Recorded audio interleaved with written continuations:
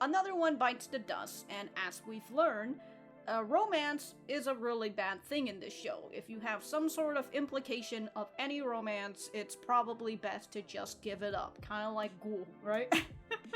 Ghoul's really out here just confessing his feelings and then just giving up. Him cutting that hair and giving up his feelings on Suletta was probably one of his best moves, because his survival rate truly skyrocketed when he went through that route.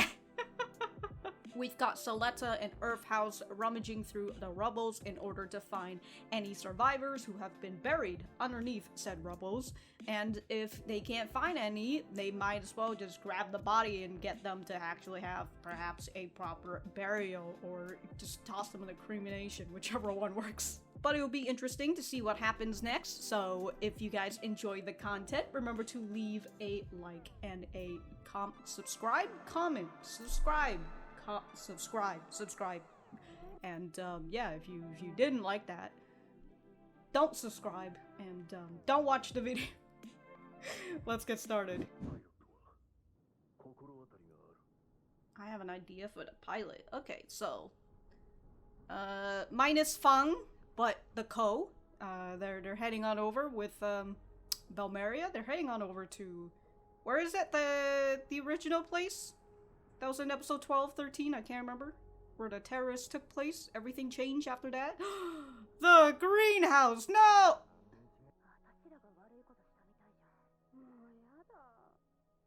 What do you mean? You don't wanna... You're finally getting to experience what Earthians feel like.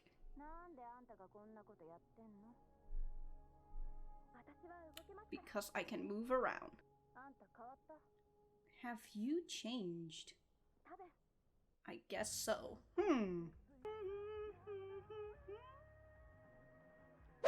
Dylan! Dylan, where are you? Still unconscious, I see. It's that Dylan. Oh no, it's Petra. She's still alive. Woo! She was at the hospital. Oh, where's Lauda now? Yes! Petra's alive!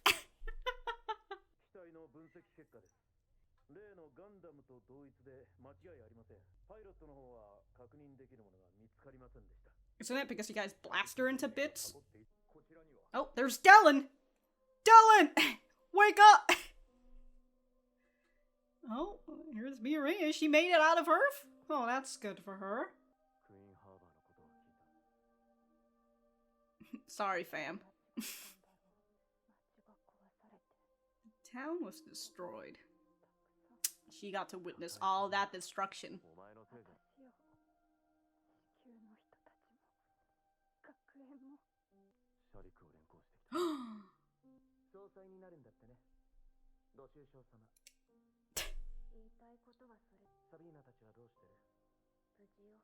They're all unhurt.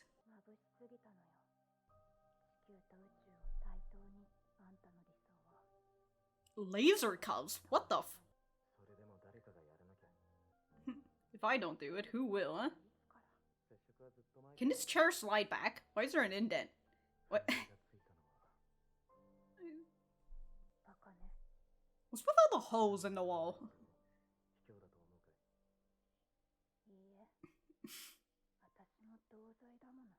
Oh yeah, okay. I get what she's talking about, but... As I said, welcome to feeling like what Earthians are. How Earthians feel. Damn, she's out here offering tomatoes! She's offering that like those people at the fucking stadium. God, I thought she was about to just bite at the roots. Wasn't the greenhouse crushed too? Damn. Damn, dude. Unlimited tomatoes out here.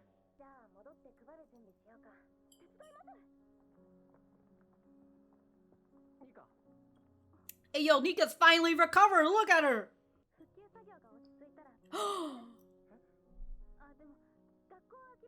Oh no, she still has to sling, never mind. Turn myself. I mean, she is technically still on the run, right? Because he reported her. Damn, handed the tomatoes to everyone. It's Belmeria. Oh, so yeah, the pilot that they're thinking of is Suletta.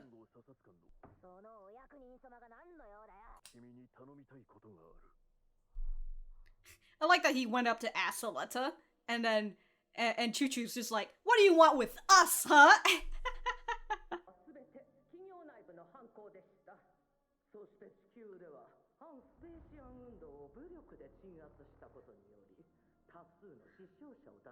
Oh damn, they're really.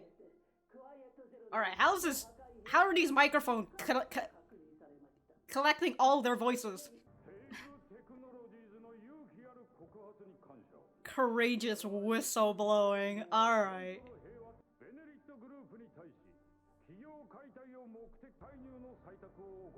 Is this the Assembly League? Where? Because these people all got like.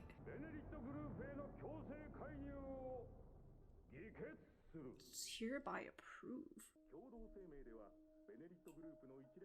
The League, yeah, so it's the Assembly League.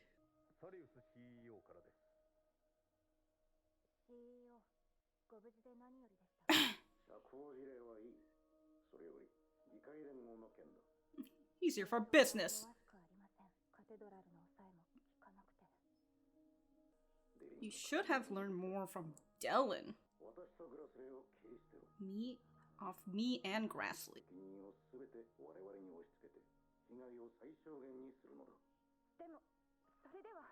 Sacrifices have to be made.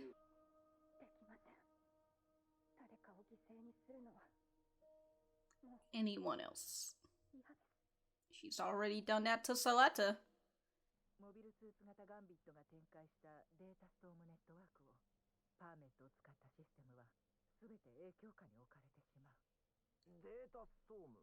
Oh my god! Oh my god, it is like fucking Digimon. Fucking Aries gonna just sneak on over to everything. Hell yeah, dude. Within the Earth Sphere.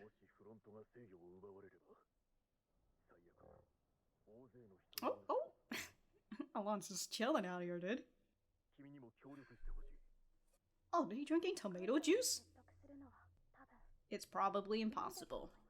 Oh, at least she knows I'm not her real daughter. Damn.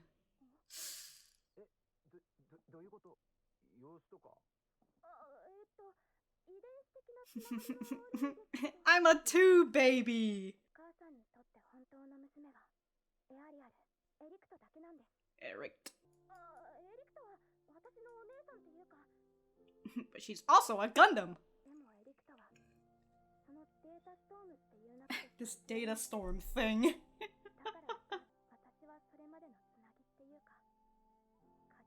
And now she's not needed anymore.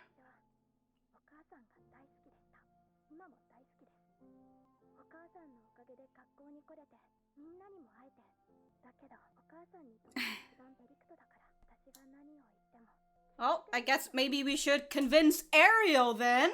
Come on, we don't have to convince your mom if you could get Ariel. A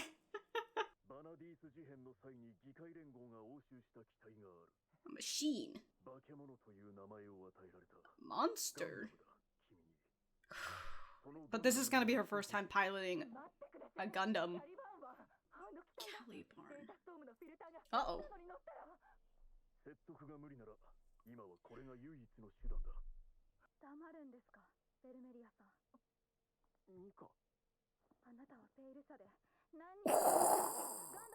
Oh.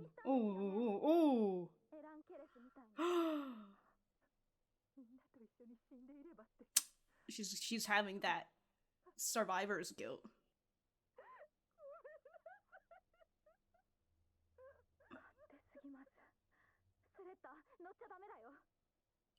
I just love Belmeria, just out here fucking having her pity party, and then people reacting to her is just like, whatever. Which, understandable.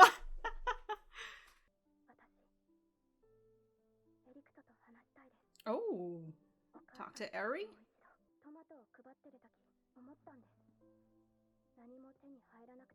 Still gonna move forward. So, like, if she expands to, like, the entire Earth sphere, this is essentially kind of like her nuking a place, and then the place having, like, radioactivity. It's not like, you know, are there just skulls patterned over there? Oh my god, that looks like a casket.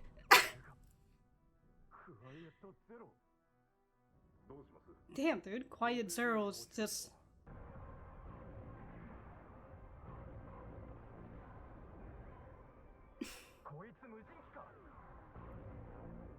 Oh, y'all wasting your time out here. And your life. Jesus.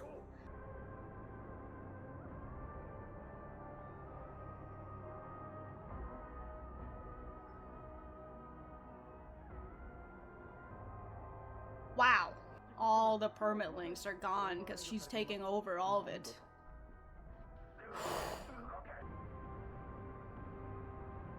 Damn, dude. Fucking one strike out here. I enjoy it, these, I was gonna say vehicles. I really like these things, making, pink smokes out here.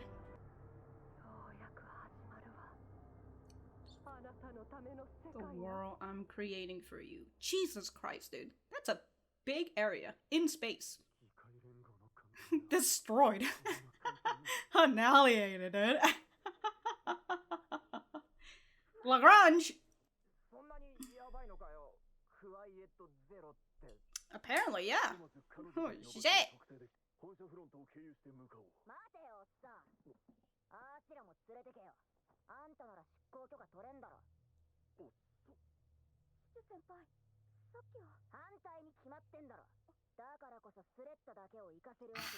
We all gotta go together. Oh, there's Alon! Alon's coming in.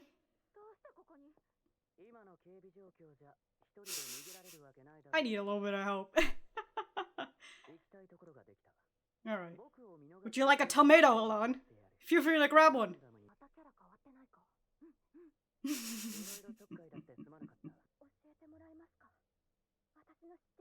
Yeah, he got blasted. It was great. You should have seen it.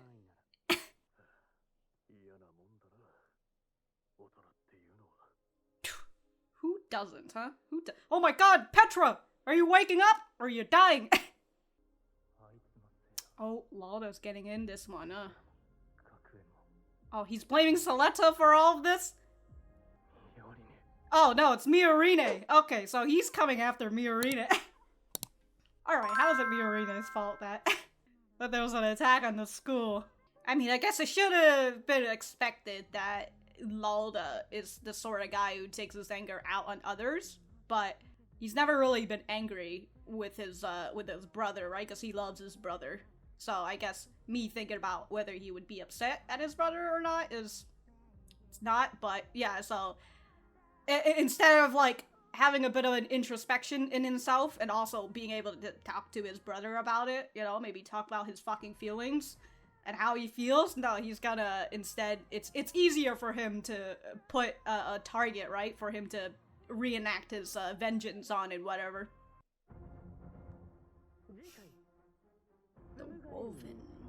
The woven path. Alright. Damn. That's a really nice picture of, wow, this is really, holy shit, the fucking coloring and the shading and everything, and then you have that little pattern overlay that they put over, over their shirt. Technically, yeah, they put it over their shirt as like a way to make the lighting shine just a little bit, give it some sort of different texture, right? Wow, this is, I also just fucking love the background in general, right? Wow, that looks, yeah, that looks really nice. This is really, wow. Alright, I'm gonna stop. I'm gonna stop. And I'm gonna go write my notes, and we will be right back to the center. Analysis of the machine. Okay, so this is the Lefrif. Okay, so, and it has the shot right there. So that is, oh, hold on. I'll just check in the previous episode. Might as well. Okay, so this is the same one as what is it? Norea. I couldn't find anything that would let us identify the pilot. Obviously, we're like, I don't know, maybe you shouldn't have shot a fucking laser beam at the pilot, you know, at the fucking cockpit. Maybe you would have found some sort of evidence if you didn't just just disintegrated her. Like even her little fucking bracelet had just vanished up into the air. Like shit, dude. Don't even have any like bits and pieces for her that you guys could at least bring back to Earth for the Earthians.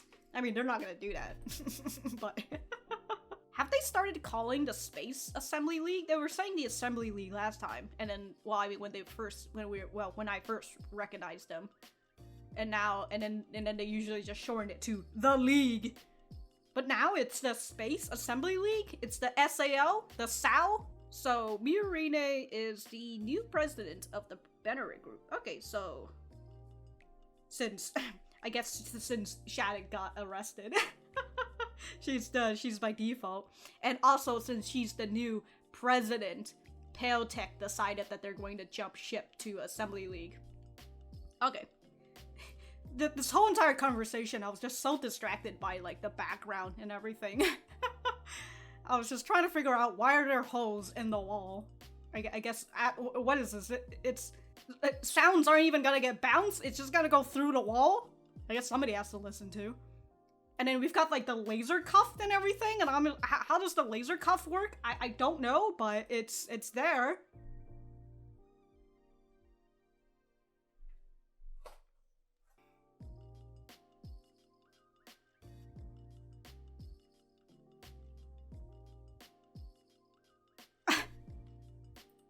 Okay, so this whole time when Nika said, would you back off, I thought she was saying it like, she was asking it like a genuine question, like if this was, if you have to come to the situation, you know, would you back off?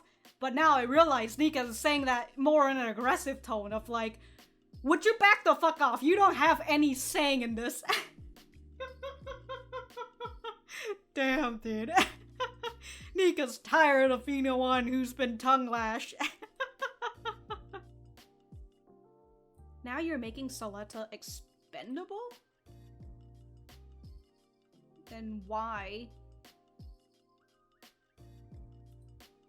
I'm not really understanding why Nika is getting mad at Belmeria, other than, you know, the whole Peil Tech thing and what happened to Elan.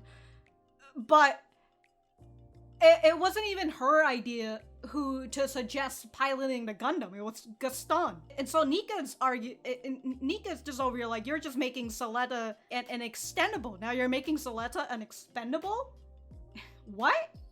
I don't know why, but like, I feel like anger towards Belmeria is kind of just misplaced.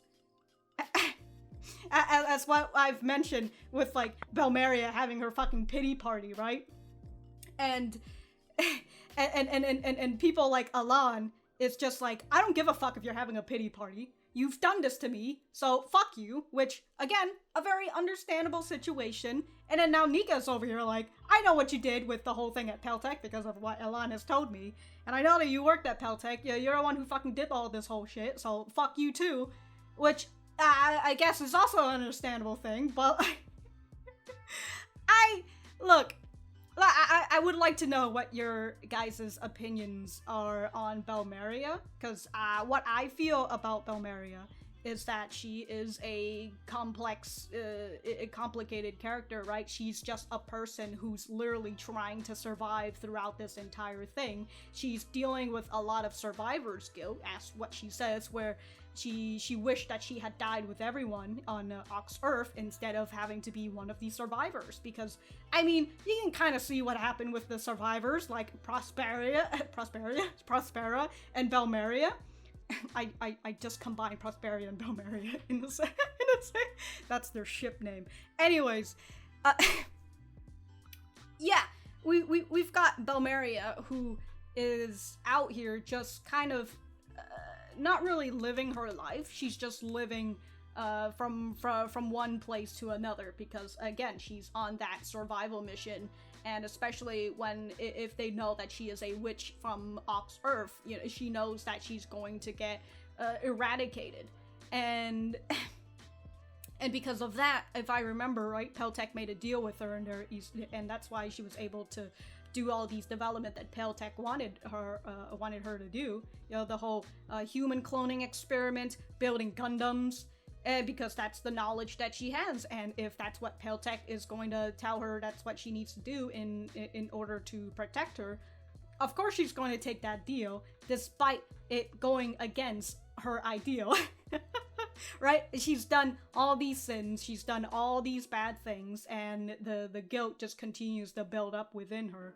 And now we're finally seeing it here in this series, where she, you know, she had a moment of happiness when the Gundam Inc. was created, and she got to actually do what she wanted to do in the first place, which is what everybody wanted to do on Ox Earth, which was to create medical equipment for people to survive longer in space. And so, you know, she had that one grasp of happiness to finally be able to do the thing that she wanted to do in the first place, before, you know, everything gets ripped apart and this whole fucking shit is happening, right? And it's like, Belmeria is just, as I've mentioned, she's just flip-flopping to different sides, just because she's a pancake, first of all, but she's just trying to go for, you know, she's trying to be in the right side of history now that she feels like she has some sort of power, which is to be able to actually switch sides for the most part without, you know, any threats and all that. Well, yeah, other than that one guy who's Prospera's right hand, just trying to fucking kill her and all that. But yeah, so like Belmeria, again, she has done a lot of sins, just like Prospera. But she also has a permanent target on her back if they know her identity and what she has worked for. So that's why she has to continue working for shady businesses like Peil Tech.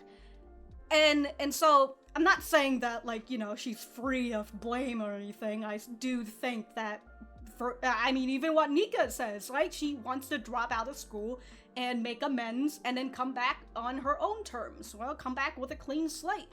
And so, I know that Nika's crimes aren't as severe as Belmeria, but don't you think that Belmeria should also deserve the same thing? You know, especially when you see that she is actively trying to do the right things. You know, I don't think Belmeria, other than flipping sides, has really done, I was gonna say has really done that damage. No, she has done a lot of damage. She has ripped families apart, and she has literally gone... She has stolen people's identity and names in order to get them to be converted to Alan Karis and all that. So she's done her crimes, and now she's trying to, in her own ways, trying to make amends for it. And so what I'm trying to point out is that when this is all over, when she, you know, if she doesn't fucking die by the end of the series, but when this whole ordeal is over, like, don't you think that she deserves the same sort of thing that you, Nika, are wanting to do as well, turning yourself in and then making amends? Maybe Belmeria won't turn herself in, I don't know, but eventually, I would assume so, I would hope so, that she would confess her crimes and reveal everything, especially Peil Tech, right? With Peil Tech and the way that they're jumping ship and moving on over to the Assembly League, so the Assembly League can dissolve the group. You know, like, what's stopping Belmeria from sacrificing herself for the sake of for the sake of goodness? So, I don't know. Again, I very much understand people not really caring about her pity party because she has done a lot of bad, and I very much understand. Like, I get why Elan felt that way when she was being over, like, I'm sorry, right? It's just, there's not a lot of things that can be, well, with the damage that she's already done, saying sorry doesn't really fix anything. And that's very understandable, but from what I feel for Belmeria right now, I do feel like instead of just her, you know, getting on her knees and saying, I'm sorry, and all of this, right? It does feel like she is trying to do good on her own accord, but again, this will all accumulate towards the end on whether she actually will do the good thing, and that is to admit of all her crimes, turn herself in, and do the time for her fucking crimes. So, yeah, that's my little rant on Belmeria. Still continuing with this part when Belmeria is having her little pity party, right? When she's down on her knees, talking about how she wished that she had died. I love how Lauda's just frowning. It's like, you're fucking lucky I'm not in the same room as you. Or else I'm just gonna backhand you again for your fucking pity party.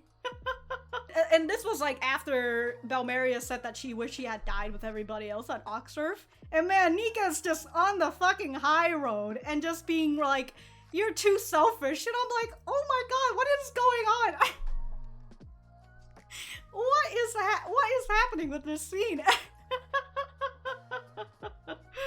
Oh man. I will say that I'm not really into the whole pity party that Belmeria has, but again, I find it very understandable why she has that pity party. It's the fucking overwhelming guilt that she has felt throughout the years. It's been 21 years she's been living with this fucking guilt for over 2 decades. So it's a lot. It's a lot, and just I don't want to talk about this scene anymore. I know that Peil Tech in their whistleblowing says that Quiet Zero is a weapon of mass destruction, but like, could Prospera and her team not design this to be a little bit less intimidating if all she really wanted was to create a space for her and Eri? Well, technically just for Eri, you know, so she can live freely. So like, could you make this not into, like, why is it in the shape of a fucking casket? And why are there skulls on the ship? It really looks like it. Look, if I was out in space and I fucking saw that, I'd be like, damn, dude, that's a... I want to steer clear of that.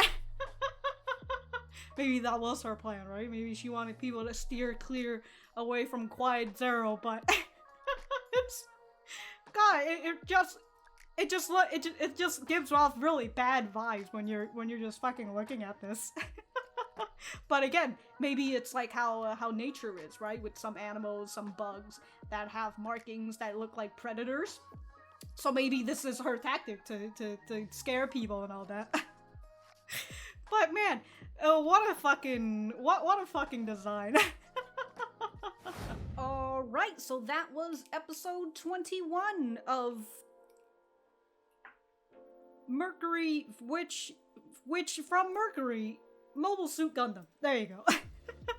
Let me know what you guys think about it in the comments down below. You know that I always like talking to you guys. For me, I thought that this was a pretty nice episode where we're still continuing to get more and more fucking information. Things are just getting, somehow we're just really info dense.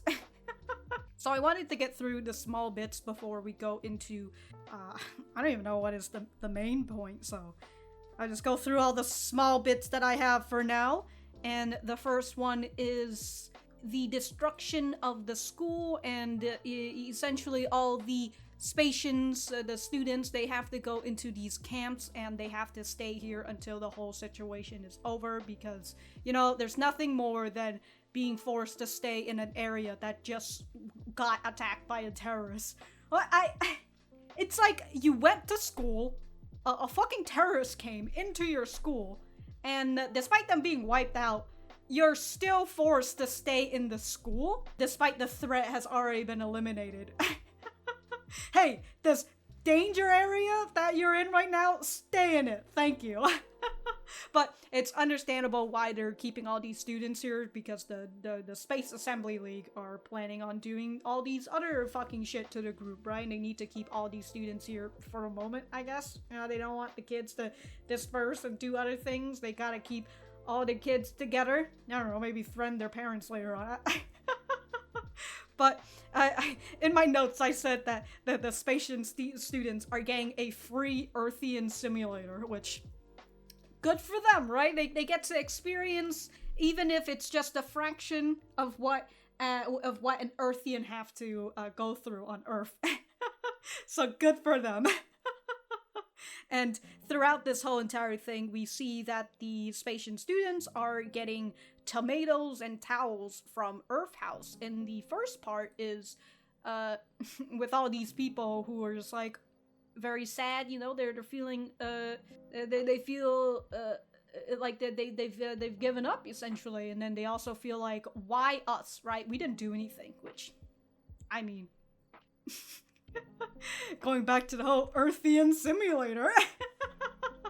But yeah, we've got Suletta out here, as we've seen in the previous episode, that she started helping everybody. And we've got Secelia coming in and asking her, like, why are you doing all of this? And so she says, because I can move around, and that's why I'm helping right now. And it's interesting that it's Secelia who goes and asks, like, hey, have you changed? And Suletta... she says, so she guessed so, right? So it's, maybe she has changed. Maybe she has. And we kind of see more of this because, you know, with Secelia asking, why are you doing this? We get to see more of that later on in the conversation with Suletta. So I will, well, not the both of them having a conversation with each other, but later on in the scene with Suletta and the Earth House and the fucking Inspector and Belmeria and everything. The next thing is, oh my god, Petra's alive, guys! I can't believe it! God, Spacian technology, they're really out here saving the students. Well, I mean, one of them. Everybody else is kind of dead.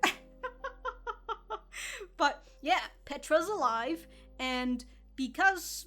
well, I mean, not because Petra's alive, but Petra's injured and all that. This kind of just connects on over to that one girl whose name I currently forgot right now, even though Felsi, that's her name. Felsi was the one who called Ghoul about Petra and then asking, like, hey, where's Lauda? I can't find him anywhere. And the last thing that we saw from Lauda was that he was on the phone, and I'm starting to think that, like, I assume he didn't call the space cops on them, because Ghoul is still just chilling, he's still doing other things. But, like, did he called a technician, right? I think that's what it was, that I was like, huh, that's really odd that that's the name that they gave to this person that he was calling. So he called that, right? And he was very shocked. And then the next thing we saw with Lauda is him putting all his anger, as he says, it's her fault, as he's staring at this development. We saw this development of the Gundam between Prospera and Vim, which it seems like Lauda is planning on piloting this, right? So he says it's all her fault, Petra at the school, and how my brother changed. Miorine. Certainly, I mean, I guess he wouldn't have... No, he was still kind of shit-talking Suletta last time, so I was thinking he would still be, like, putting that anger, but he really took me for, you know, he really got me in the first half. I thought he was gonna put his anger on Suletta, but no, it's Miorine. Oh shit, right? She's the reason why the school got attacked, which I'm just kind of still a little confused about that over, but, sorry, the window knocking just... I've got distracted. Okay, it's Miorine causing the accident, well, the attack on the school. I guess, I mean, when thinking like that, I suppose that you could kind of see it like that, where, I mean, I guess with the events correlating with one another, right, the attack on Quinn Harbor, and then perhaps this is like an Earthian deciding to take revenge on Quinn Harbor at the same time, of course, and attacking the school. So, like, because Miorine was there at Quinn Harbor and the whole thing started over there and Miorine was on screen, it's also her fault for the school. And then the other thing that Lauda said is the way that his brother changed, which, I mean, still not her fault, but again, he's having this misplaced anger. this blind anger that he's having right now. And whatever the case is with Lauda right now, he's planning on piloting a Gundam, and we know that if you pilot a Gundam, you're probably going to die. So I guess we're setting a bit of a flag for Lauda, since he is a part of the Jaturk, the Jaturk house, the Jaturk family and all that, and if Ghoul can't die, I guess Lauda's gotta die. Yes, Ghoul, you've survived, but all your family's dead. Yes! So that's the current storyline on Lauda right now. This very, very angry boy who refuses to talk. Men, am I right? They'd rather go to war instead of going to the therapy office. The next short thing is Shaddiq having that conversation with Miorine, where he admits that he made contact with the Assembly League, which at least answers my question now. I mean, I kind of had that idea, but now that he confesses it, I'm like, okay, maybe he's, I'm still a little, but I don't know, is he actually telling me the truth? Like, is this all not part of his plan with Peil Tech as well? Maybe he had a fail-safe plan somewhere. I don't know, maybe Peil Tech really is just moving on their own. But either way, we've got that confirmation from Shaddiq either way, but he did say that he crossed the line after, and he doesn't really finish that, trying to let us complete his sentence for him, which I would assume that was after Miorine rejected him, and we can kind of see that after episode 5 or 6 or something, after the whole entire match, and she's finally, where, like, she snipped that green tomato, right? She snipped him out of his life, and him knowing that she doesn't want to do anything, she doesn't want anything to do with him anymore. That's when we finally saw him start to do all these risky things with the fucking terrorists. And then the next thing is Nika and Martin having their own little conversation. They've got to make up because Martin feels guilty that he called on her. And, well, as he says, what was I supposed to do? I have to protect Earth House, and you are over here working with terrorists, and that's not good for Earth House, so I had to call you. I do find it very funny that Martin is still here trying to defend his actions. Right? It's him saying, like, it's not my fault. And it's like, I get it, Martin. It was not your fault. You were just doing what you wanted. Alright? But if you keep telling me, if you keep defending yourself and saying that this was not your fault and that you just had, you had no choice, it's like, okay, I'm starting to feel like you're regretting something, and you're just trying to, you're just trying to build up on this defense that you have right now. But for Nika, she says that she wants to turn herself in, make amends, although I put due to time, but I would have said that's kind of the same thing, and come back to school in her own rights, or with a clean slate, because she came here with dirty hands. And she want to wash her hands clean of it. And Martin tells her that he's got her back through all of this, right? And hopefully that's also not a red flag. I feel like Martin has just been flagging himself for a while now. But we'll see who's still alive by the end of this series, huh? And I think that's pretty much it for all the small parts. So we will now talk about the longer parts, which is Miorine having her own little downtime. She's not feeling good right now. A lot of bad things are happening, and she currently cannot fucking take it. And it's very understandable, but I like what from this, right? Because we've been having these conversations about having ideals, and even this is before she talked with Shaddiq, but when she was having a conversation with Shaddiq and how she said that his ideal of building a bridge between Spacians and Earthians, that was too dazzling. And because it was too dazzling, he ended up crossing the lines in order to get what he wants, right? It was too tempting, and he was tempted by this idea, and that's why he ended up committing crimes.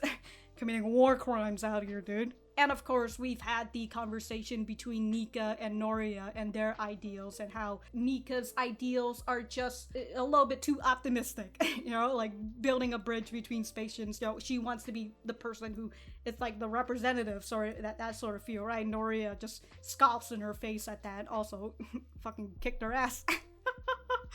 But yeah, we have that whole conversations about ideals, so this is something that we've been seeing a lot, and this goes on to Miorine's ideals, where it seems like she really, well, I mean, she wants the best of things between Spacians and Earthians as well, but the way that she did it, she put on a strong front when she decided that she wanted to get Suletta out of this, because she doesn't want Suletta to be involved in this whole Spacian war shit, which, you know, as I've mentioned before, you can't just be out here taking care of a dog this whole time and then just toss it out of your fucking house because you don't need it anymore.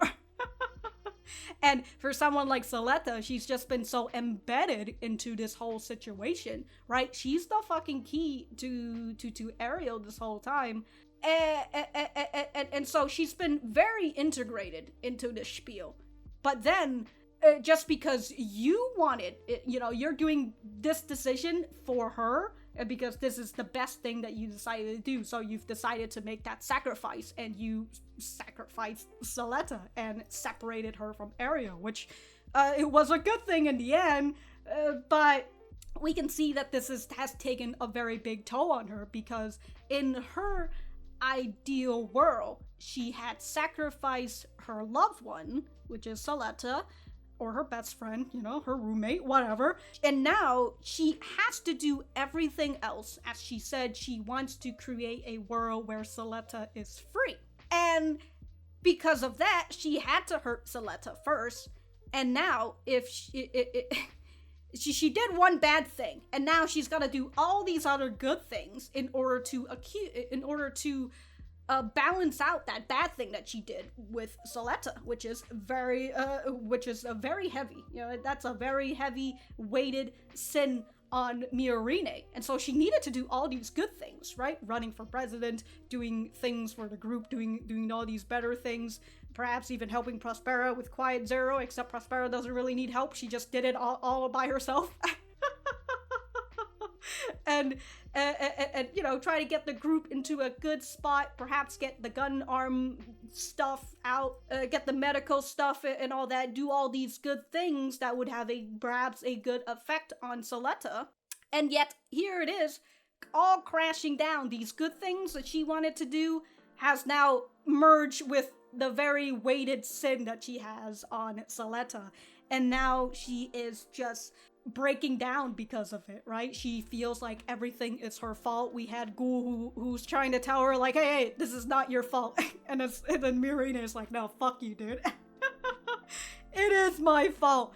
The school, the town, everything. And man, towards the end, with the Assembly League getting absolutely annihilated, we've got Miorine, who continues to have her breakdown, except it's even worse now, because she's just like, fuck, more lives are being lost, which means that the Assembly League are going to come in full force on Quiet Zero, and that means that there's going to be a not to say a full-scale war, but you know, there's gonna be a little bit of a light show in space right now. Watch out for the lasers that are flying through space, travelers, or else you're gonna get fucking dunked on. But also for Miorine, we've had this conversation between her and Sarius, where Sarius says, you should have learned more from Delin, which, I mean, yes. But as Sarius mentions, because, well, I also forgot to talk about how Peil Tech jumped ship before the whole Peil Tech thing. Yeah, they've jumped ship, they've whistleblowed to the Assembly League, even though the Assembly League have been working with them, the higher-ups, I mean. So, whatever, the Assembly League just really wanted to get rid of the group, and Peil Tech has given them this opportunity where they're now able to use all this evidence in order to dissolve the group, forcibly intervene with the group, and, you know, maybe grab the Quiet Zero, this weapon of mass destruction, or, you know, maybe grab it for themselves, who knows? And it's so funny that Shaddiq has so many layers to his plans that I'm still trying to figure out whether this is just Peil Tech acting on their own, or this is just part of Shaddiq's, Shaddiq's plans on, in case that he failed and all that. Anyways, back to the conversation between her and Sarius talking about how she needs to turn him in, and the Grassleys as well, sacrifice one group in order to save the whole group. I forgot that they're called the group, and I was just like, sacrifice one group for the group? But yeah, that's, I assume that's also what Sarius is talking about when he says you should have learned more from Delin, right? Because Delin wasn't afraid to make sacrifices. He wasn't afraid to put his fucking foot in somebody's throat if he really needed to. Right? He had the bad guy spiel on this whole time, right? He has his business face, and Miorine hasn't really developed that yet. Unfortunate, you know, she has a little bit too much empathy out here, but this kind of goes back to her ideal, which is a little too extreme, where she felt like she took the one sacrifice that she needed to take, which is the person closest to her. She felt like that was the only sacrifice that she needed to take, and now she doesn't want to sacrifice anybody else. And it's I was gonna say sacrifices is like opening a bag of chips, yeah. But yeah, it kind of is with that whole idea that Miorine has right now, and it's all just coming crashing down upon her because the idea that she has was a little bit too perfect. So for the most part, yeah, I very much am enjoying this whole guilt thing that Miorine is having right now. Bad things are just happening. And since Miorine is keeping an eye on the Assembly League and Quiet Zero, and they also know where Quiet Zero is, I would assume that whether she's gonna go, but I would assume she's gonna go once she hears that Suletta is fucking coming in a Gundam, which is just Jesus Christ. But speaking of Suletta, we're gonna move on over to where she and the entire group are just...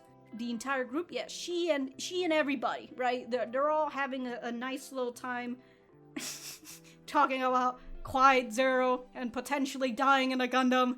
Fun times, dude, fun times. But yeah, we've got the more established explanation for what Quiet Zero is, but I think they've already, talked about how it extends the data storm, and they're just kind of like, I don't know what the fuck that means, but they've showcased us it in this episode to see the expansion of the data storm network and how it's deployed by Aerial and the Gunbits, and of course it influences all systems using permit. And I believe it was Chuchu who was just like, who doesn't use permits nowadays because it's such an integral system. And another person had said that, well, not on the fronts, and I assume the fronts are places like this school, right? The fronts. I don't know what the the back ends, like Earth and all that. They'll totally be fine. They're not really using that much permit, right? They're still using old Earth technology, whatever. But the fronts, oh shit. And as what Gaston said, if the control of the fronts is lost, or if control of the fronts is lost, at worst, there could be massive loss of life. And I would assume, like, if Prospera plans to use Quiet Zero to create a gigantic data storm network within the Earth sphere, and I guess if that gets big enough for, like, most of the fronts, right? If the fronts is lost, then, like, people kind of lose connections to their permit stuff, and, like, they can't really do anything with the system. It kind of, like, this whole... It just reminds me of, real life, and how we're just getting more and more connected to the internet, and especially electricity. And it's just kind of like, well, if somebody decides, especially when we're going to start using something like AI or just overall the internet, right? Things having Wi-Fi connection and all that, and having that for your car, your phone, your wallet, for everything. We're gonna have smart everything in the future, and it's all gonna be connected to the internet. And it's like, well, if a fucking hacker can just come in and fucking integrate themselves. Look, all I'm gonna say is that we're gonna get to the point where we're gonna be integrated into the fucking system, and then Digimons, they're gonna come and they're gonna take over all our data. So anyways, Gaston and Belmeria came to talk to Suletta, see if she could try and talk her mom out of it, right? We're trying to have a civilized discussion out here. We don't want any war. But Suletta straight up says that talking to her mom is impossible because she's not her real daughter. And and you can really see this is Suletta moving on with her life, which is very understandable. But she still admits that she loves her mom, despite the hurt, right? Without her mom, she wouldn't have gone to school, she wouldn't have met anybody here at the school, right? So, despite the hurt, and despite knowing that in the end, she's not her real daughter, when really compared to Eri, she still loves her mom in the end. And it's just like, that truly is the feeling of someone who has moved on, especially when she goes and tells everybody about her real self, right? Like, she's saying that, oh, I'm not her actual mom, I might also not even be human. I'm a repli child, you know, I've got Eri's genes, but I'm not actually Eri, you know, I'm my own person, that whole spiel. And and yeah, I just really like this talk with Suletta. And I'll go talk about her possibly piloting a Gundam, which is just, I don't know, could be a red flag. Again, anybody who pilots a Gundam could die. So, and this is Suletta's first time piloting a Gundam where Ariel's not going to protect her. And whatever. But as Suletta, it seems like Suletta really changed her mind when she hears that, well, when she comes to the realization that she never really felt the Gundam's curse because Ariel has taken this all in, and Belmeria had said that, oh well, Ariel is the only person who can fully synchronize with the permit and the data storms and all that, right? And then we saw that gloss over Suletta's eyes before she's just like, you know what, I think I'll go and talk to Ariel and mom, but mainly Ariel. Or Eri, sorry, Eric. And this goes back to the conversation between her and Secelia during this time with Earth House, trying to tell Suletta that she shouldn't be doing this, you know, she's not an expendable, she might die, she's literally going to pilot a fucking Gundam, and that Eric is not going to protect you this whole time. And here we have Suletta saying, when I was handing out the tomatoes, I realized something. Even if I don't gain anything, I have to do what I can. This is like Suletta finally coming to her own terms with this phrase that Prospera has given her whole life. Move forward, gain 2. And if you... move forward, gain 2. And here's Suletta reforming this phrase to, even if I don't gain anything, I'm still going to move forward, which is very nice, as we kind of see with the way that Suletta had to deal with this loss in her life, where she had taken an L for the first time, and she felt like, hey, I moved forward, so why didn't I gain 2? Like, why didn't I gain anything? I moved forward, I lost a lot of shit. And it's sort of what we've been seeing throughout the series, where Suletta has given people the advice of moving forward and gaining 2, and when they do that, they kind of they're kind of losing a little bit more. But it does interest me in the fact that people, when she tells people those things, and people follow it for the most part, and they still don't really gain anything, they still kind of have that they still kind of have it integrated into I'll say into their system, whatever, they're robots now, but yeah, they still have it integrated, and like they've changed because of because of Suletta's spreading the message of Prospera. Right? And here we have Suletta learning the same thing as the others have, where it doesn't matter if she doesn't gain anything, she's just got to move forward. And it really shows even though in the beginning, from what we saw, it was kind of good in the way that the message is, right? Because if you move back, you gain 1. Like if you run away, that sort of thing, you gain 1. But if you move forward, you gain 2. It was good in the beginning, but now it's just kind of like, okay, maybe it's not all that great, because it makes you feel really bad, where if you do move forward and you don't gain 2, it's just kind of like, what's the point of this phrase, right? What's the point of this ideal? I'm not getting anything out of it, so why should I move forward? So it's good for like momentum, but then once you hit a fucking wall, it's like, where do you go from there?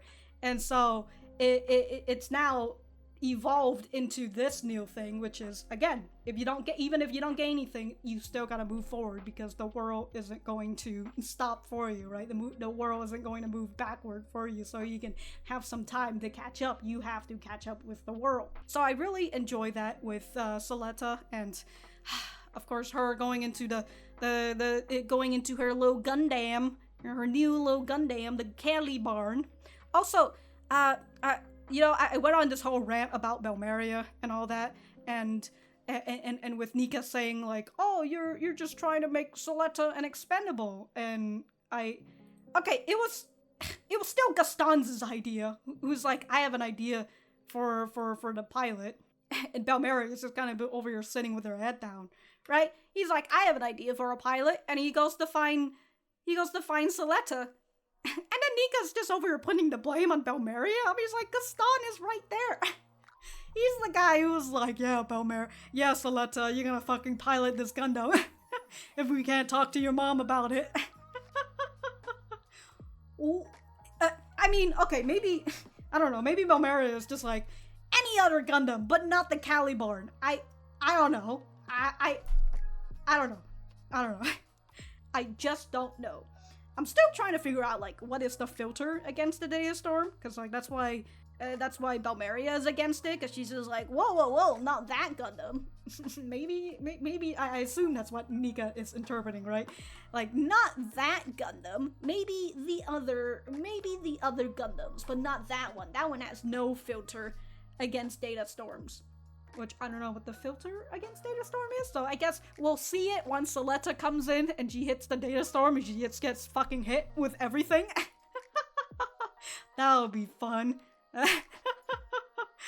But yeah, I guess the finale, you know, the climax and everything is just us watching a daughter having a talk with her family. Wow. How nice. How sweet of y'all. But yeah, that was a nice episode.